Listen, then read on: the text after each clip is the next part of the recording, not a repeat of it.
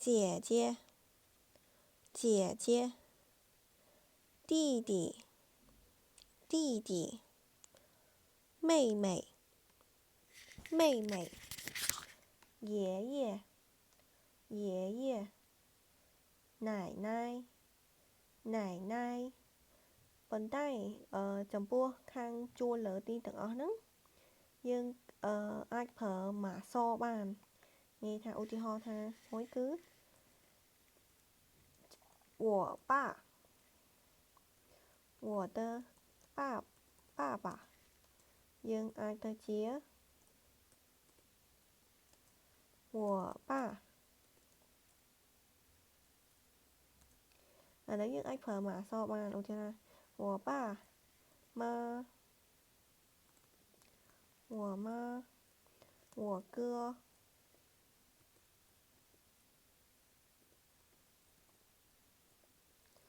我姐តអានឹងយើងអាចប្រើពាក្យម៉ាសជំនួសបានប៉ុន្តែចំពោះ爷爷មួយណៃណាយើងអាចប្រើម៉ាសបានទេ爷爷爷爷奶奶奶奶叔叔叔叔舅舅舅舅姨妈姨妈阿姨阿姨មើលយើងបកប្រែម្ដងទៀតគឺប៉ាប៉ានឹងគឺប៉ាម៉ាម៉ាម៉ាម៉ាម៉ាក់哥哥បងប្រុស姐姐បងស្រី弟弟ប្អូនប្រុស妹妹ប្អូនស្រី爷爷លោកតាមានតាបង្កើតរបស់យើង奶奶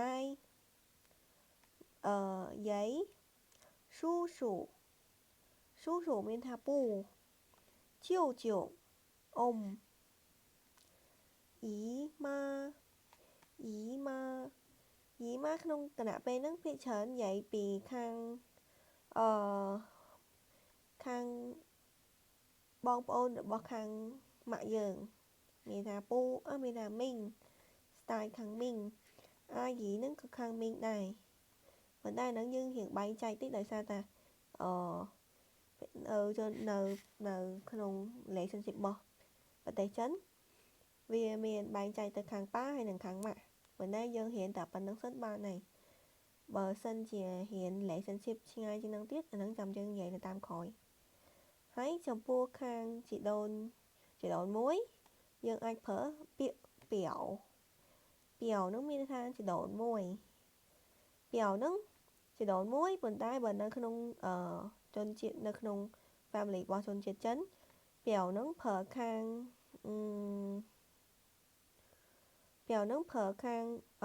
ម៉ាក់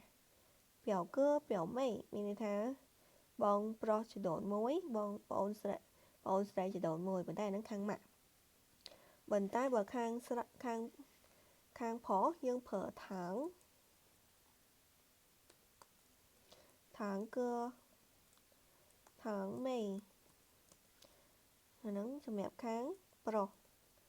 ណានហ្នឹងយើងមាននិយាយហើយថាណានហ្នឹងជាជនជាតិប្រុសណានហ្នឹងជាភេទប្រុសញីហ្នឹងជាភេទស្រី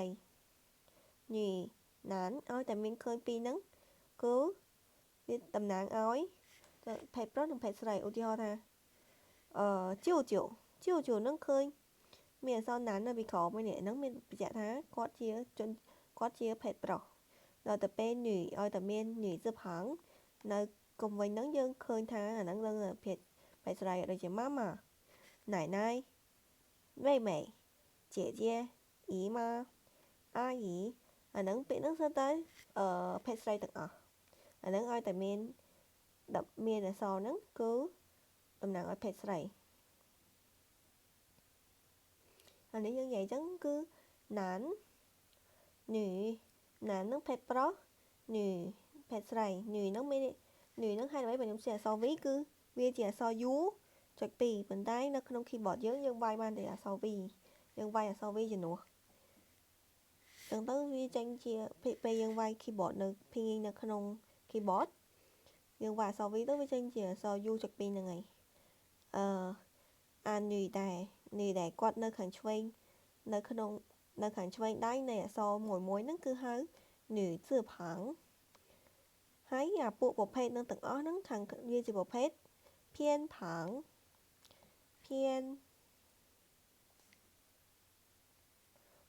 សំឡេងទី2偏旁អូខេឥឡូវយើងរៀនមកដល់ប្តីប្រពន្ធម្ដងប្តីយើងអាចហៅថា老公老婆យើងមានរៀនយើងចេះហើយដល់ប៉ុន្តែបើសិនជា informal way បើវាជា formal way យើងគឺពាក្យហៅផ្សេងទៀតក្រៅពី老公老婆ហ្នឹងគឺមាន丈夫妻子丈夫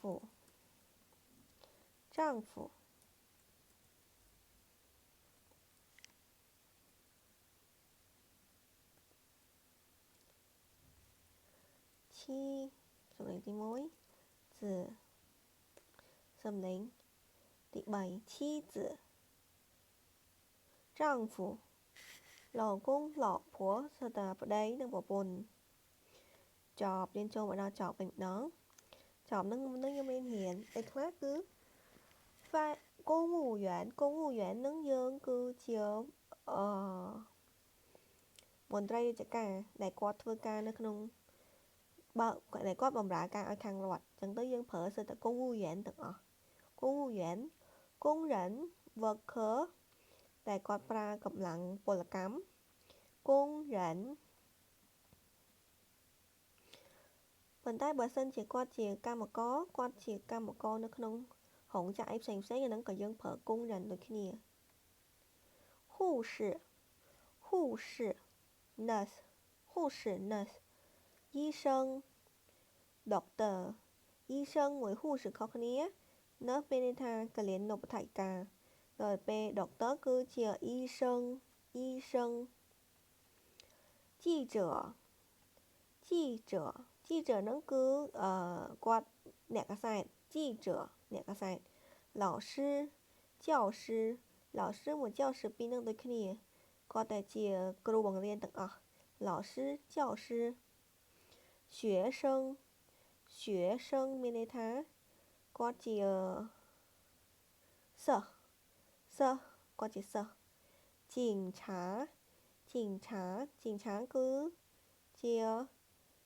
ប៉ូលីស司机គឺជាគាត់ជាតកងឡានគាត់ជាតកងឡាន司机តកងឡាន工程师អាហ្នឹងគាត់ជា engineer គាត់ជាjob គាត់គឺជា engineer 工程师ប៉ុន្តែ engineer យើងមាន engineer អីផ្សេងច្រើនដូចអានេះយើងឧទាហរណ៍មួយចឹងគឺ电气工程师ហ្នឹងគឺគាត់ខាងទឹកគាត់ខាងភ្លើងហើយជាមួយនឹងឧស្ម័នដូចជានៅបើសិនជានៅខ្មែរយើងគឺហ្គាសដាំបាយដាំអីហ្នឹងយើងបែងចែកផ្សេងយើងប្រើធុងហ្គាសប៉ុន្តែបើនៅប្រទេសចិនគេអត់ប្រើធុងហ្គាសទេគេមានបំពង់ឧស្ម័នហ្នឹងហ្មងតចូលទៅក្នុងផ្ទះអញ្ចឹងទៅវាពាក់ព័ន្ធជាមួយនឹងភ្លើងដែរអញ្ចឹងទៅគេ combine ចូលគ្នាគេប្រើ电气工程师ដល់ទៅប្រើ designer គាត់យើងប្រើ设计师 designer ដល់ទៅ翻译គឺប្រើខាងអ្នកបកប្រែយើងប្រើ翻译ឬក៏翻译员ពីរហ្នឹងប្រើបានទាំងអស់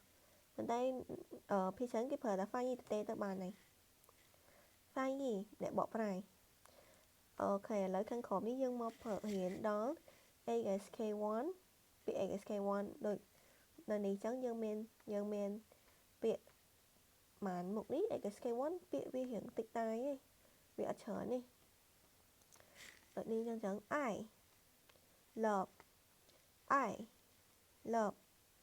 ប៉ាលេខ3យើងមានរៀនហើយមុនហ្នឹង杯子កែវសម្រាប់យើងផឹកទឹកហ្នឹង bây giờ mới ở đây bây giờ sầm lệnh thì mối nó tập bè ní bây giờ sầm lệnh thì buồn vì ở bên thì sầm lệnh thì môi thì nhưng đọc được lời sầm lệnh tích bây giờ sầm lệnh thì buồn cứ chỉ phổi phổi bây giờ phối đôi tờ ní Bắc Kinh Bắc Kinh Bắc Kinh cứ chỉ capital city được bỏ vào đây chấn cứ Bắc Kinh bản vì đại tao nâng sập hờ vì dương vì tha mà các ba nâng dương anh bỏ phải tha vì chỉ mà các ba rồi còn vì chỉ sập hờ vì tha y bản su nhưng mình thì đó lượng词nâng vì tha vì đại tao chỉ mỗi nâng tôi tha mà cu mà chả hiên mà các ba mà bách mà ai từng ó nâng ở nâng oi tại vì bẹ con chỉ mỗi nâng ở nâng không ai ở nâng hai ai ở nâng đăng tài nâng thì ra chắn cái hai lượng词bù nấu máy ở miền bù mùi máy khó khăn ở nâng vi bờ không cần ạ cả xã khó khăn ở nâng dựng bay chạy tàn nâng bù mùi máy đôi thà bố sư mình thà bẩn mến tề máy hiểu mình thà ở miền chạy cứ chiều mà hốt rư gò bà lại ở nâng dựng bay chạy tàn nâng đôi thà mở dụng bệnh viện ưu tiểu hó cứ của truy mãi chạy nhóm tới tính mà hộp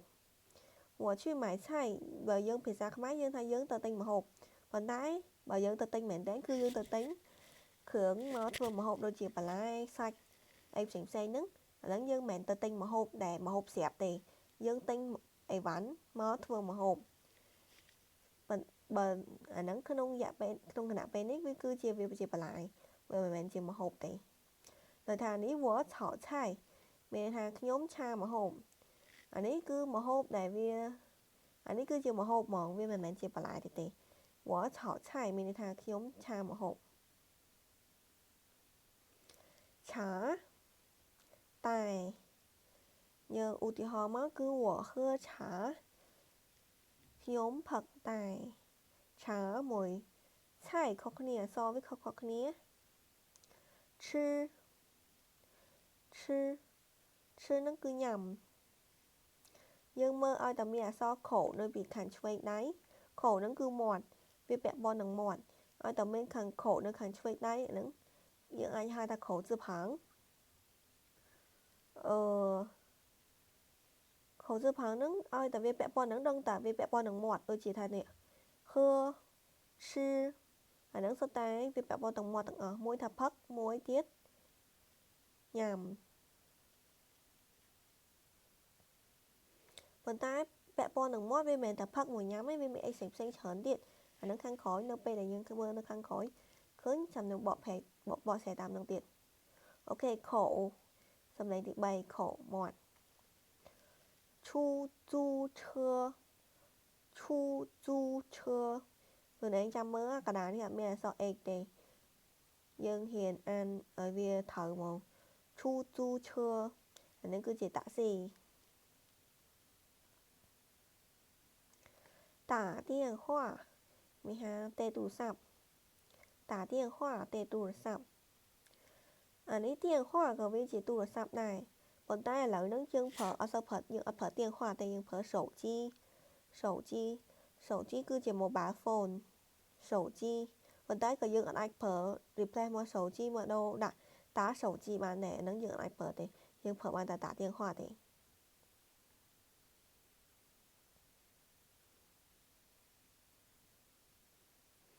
tả mini tha thùng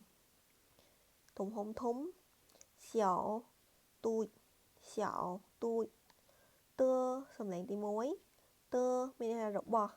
nhưng ưu tí ho mỗi cứ của tờ ba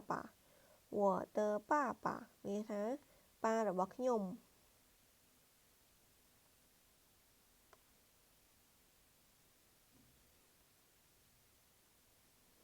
tiền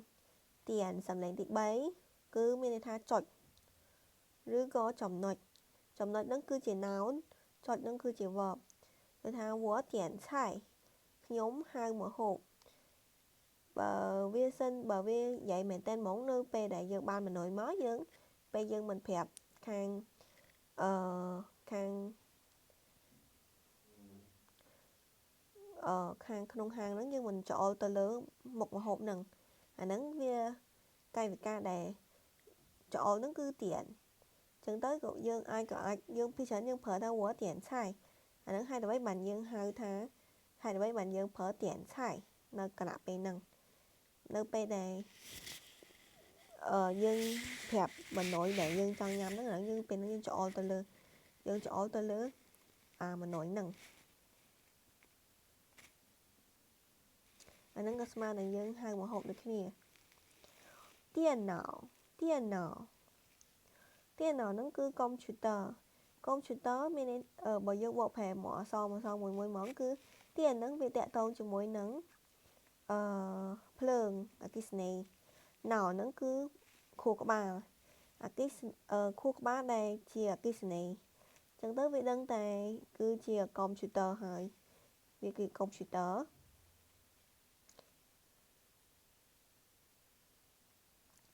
电视មានន័យថាជាទូរទស្សន៍ TV ទូរទស្សន៍电影មានន័យថាវាជា movie 电影បើយើងឧទាហរណ៍មួយមក我去看电影ខ្ញុំទៅមើល movie រឿងកុន东西គឺជា东西បូកចូលគ្នាហ្មងគឺជារបស់តំណែងប៉ុន្តែ东西ហ្នឹងក៏វាជាទិសដៅដូចគ្នា东西南北ទិសដៅទាំង4东ខាងកើត西ខាងលិច南ខាងត្បូង北ខាងជើង东西南北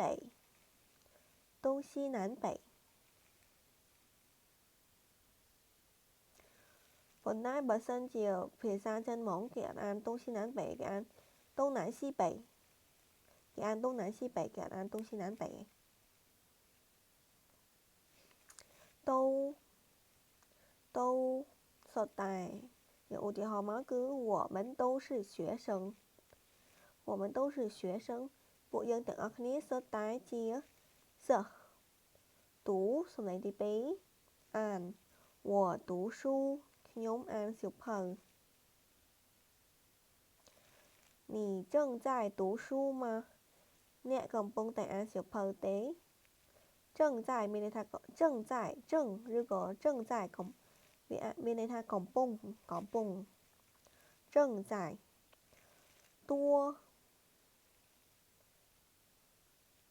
多សំឡេងទី1មានថាច្រើនដល់ទៅពេលច្រើនយើងនឹងមានតិចផ្ទុយពីវាតិចហ្នឹងគឺជាសសំឡេងទី3សសំឡេងទី3តួច្រើនសតិចដល់ទៅពេលវាបូកចូលគ្នាតួសបូកចូលគ្នាគឺ